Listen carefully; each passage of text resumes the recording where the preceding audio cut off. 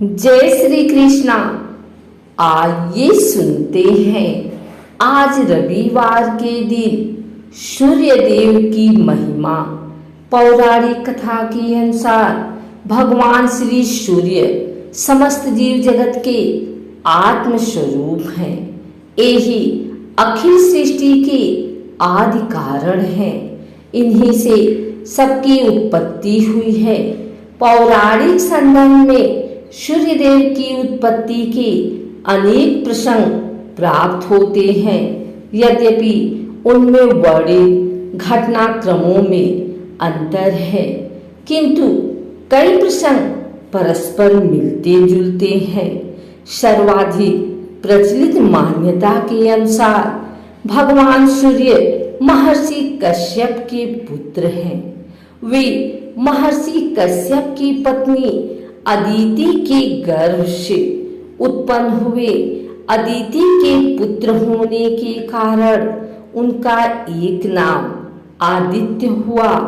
पैतृक नाम के आधार पर वे कश्यप प्रसिद्ध हुए। संक्षेप में यह कथा इस प्रकार है। एक बार दैत्य दानवों ने मिलकर देवताओं को पराजित कर दिया। देवता घोर संकट में पड़कर इधर उधर भटकने लगे। देवमाता अदिति इस हार से दुखी होकर भगवान सूर्य की उपासना करने लगी। भगवान सूर्य प्रसन्न होकर अदिति के समझ प्रकट हुए।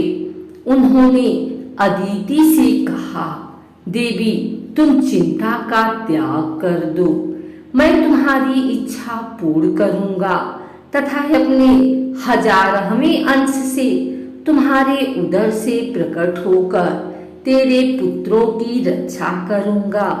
इतना कहकर भगवान सूर्य अंतर ध्यान हो गए। कुछ समय के उपरांत देवी अदिति गर्भवती हुई। संतान के प्रति मोह और मंगल कामना से अदिति अनेक प्रकार के व्रत उपवास करने लगी। महर्षि कश्यप ने कहा, अदिति तुम गर्भवती हो, तुम्हें अपने शरीर को सुखी और पुष्ट रखना चाहिए, परंतु यह तुम्हारा कैसा विवेक है कि तुम व्रत उपवास के द्वारा अपने गर्भांड को ही नष्ट करने पर तुली हो। अदिति ने कहा, स्वामी आप चिंता न करें, मेरा गर्भ साक्षात सूर्य शक्ति का प्रसाद है। यह सदा विनाशी है। समय आने पर अदिति के गर्भ से भगवान सूर्य का प्राकट्य हुआ और बाद में वे देवताओं के नायक बने। उन्होंने देव शत्रु असुरों का संहार किया। भगवान सूर्य के परिवार की विस्तृत कथा भविष्य पुराण, मत्स्य पुराण, पद्म पुराण, ब्रह्म पुराण, मार्कंडेय पुराण तथा शाम पुराण में वर्णित है। ब्रह्मा, विष्णु, महेश आदि देवगणों का बिना साधना एवं भगवत कृपा के प्रत्यक्ष दर्शन होना संभव नहीं है। शास्त्र के आज्ञा अनुसार केवल भावना के द्वारा ही ध्यान और समाधि में उनका अनुभव हो पाता है, किंतु भगवान सूर्य नित्य सबको प्रत्यक्ष दर्शन देते हैं। इसलिए प्रत्यक्ष देव भगवान सूर्य की नित्य उपासना करनी चाहिए। वैदिक सूक्तों, पुराणों तथा आगमादि ग्रंथों में भगवान सूर्य की नित्य आराधना का निर्देश है। मंत्र महोदधि तथा विधारणों में भगवान सूर्य के 2 प्रकार के मंत्र मिलते हैं। प्रथम मंत्र ओम घृणी सूर्यादित्या तथा द्वितीय मंत्र ओम ह्रीं घृणी सूर्यादित्या श्री ह्रीं महालक्ष्मी प्रियच्छ। भगवान सूर्य के अर्घदान की विशेष महत्व है।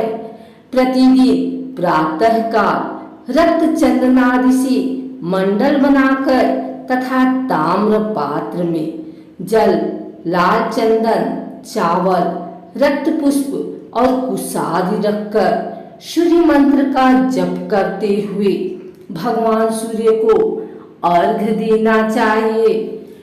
सूर्यार्घ का मंत्र ओम एहि सूर्य सहस्त्रांशो तेजोराशे जगत्पते अनुकंपय मां भक्त्या गृहार्घ्य दिवाकर है। अर्घदान से प्रसन्न होकर भगवान सूर्य आयु, आरोग्य, धन धान्य, यश, विद्या, सौभाग्य, मुक्ति सब कुछ प्रदान करते हैं। भगवान विराट के नेत्र से जिनकी अभिव्यक्ति है, जो लोग लोचन के अधिदेवता हैं, जो उपासना करने पर समस्त रोगों, नेत्र दोषों, ग्रह पीड़ाओं को दूर करके उपासक की संपूर्ण कामनाओं को पूर्ण करते हैं। अनादिकाल से भारतीय कर्मनिष्ठ द्विजाति जिन्हें प्रतिदिन अपनी अधर्ंजलि निवेदित करते हैं, जो समस्त चराचर जगत के जीवनदाता और संपूर्ण प्राणियों के आराध्य हैं, उन ज्योतिघन जीवन, उष्णता और ज्ञान के स्वरूप भगवान सूर्य नारायण को हमारा सत सत नमन। दृश्य सूर्यमंडल उनका एक स्थूल निवास है। विश्व में कोटि कोटि सूर्यमंडल हैं। विज्ञान आकाश गंगा के प्रत्येक तारक को सूर्य कहता है। हमारे गगन की आकाश गंगा के पीछे कितने ही निहारिका मंडल हैं। सब आकाश गंगा हैं, सब सूर्यों से जगमगाती हैं। कोई नहीं जानता उनकी संख्या कितनी है। उन सब सूर्यों के अधिष्ठाता भगवान नारायण ही हैं। श्री सूर्य नारायण की प्रार्थना इसी रूप में आराधक करते हैं। महर्षि कश्यप लोक पिता हैं। उनकी पत्नी देव माता अदिति के गर्भ से भगवान विराट के नेत्रों से व्यक्त सूर्यदेव जगत में प्रकट हुए। सूर्यमंडल का दृश्य रूप भौतिक जगत में उनकी दीनी है। विश्वकर्मा की पुत्री संज्ञा से उनका परिणय हुआ। संज्ञा के 2 पुत्र और एक कन्या हुई। श्राद्धदेव वैवस्व मनु और यमराज तथा यमुना जी। संज्ञा भगवान सूर्य के तेज को सहन नहीं कर पाती थी। उसने अपनी छाया उनके पास छोड़ दी और स्वयं घोड़े का रूप धारण करके तप करने लगी। उस छाया से शनैश्चर, सावर्णी मनु और तप्ती नाम की कन्या हुई। भगवान सूर्य ने जब संज्ञा को तप करते देखा तो उन्हें तुष्ट करके अपने यहाँ ले आए। संज्ञा के बढ़वा घोड़ी रूप से अश्विनी कुमार हुए। त्रेता में कपिराज सुग्रीव और द्वापर में महारथी कर्ण भगवान सूर्य के अंश से ही उत्पन्न हुए।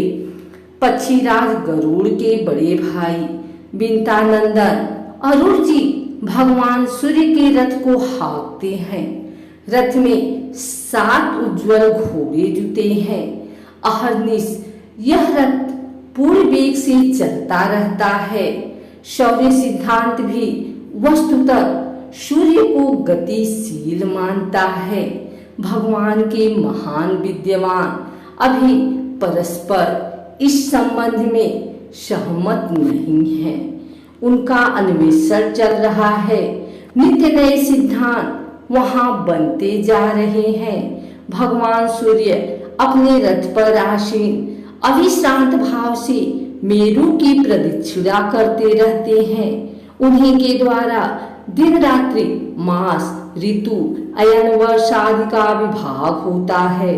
वहीं दिशाओं के भी विभाजक हैं। भगवान सूर्य की उपासना 12 महीनों में 12 नामों से होती है। उस समय उनके पार्षद भी परिवर्तित हो जाते हैं। इन पार्षदों में ऋषि, अप्सराएं, गंधर्व, राक्षस, भल और नाग हैं। ऋषि रथ से आगे चलते हुए भगवान की स्तुति करते हैं, गंधर्व गान करते हैं, अप्सराएं नाचती हैं, राक्षस रथ को पीछे से ठेलते हैं, भल रथ योजक बनते हैं और नाग रथ को ले चलते हैं।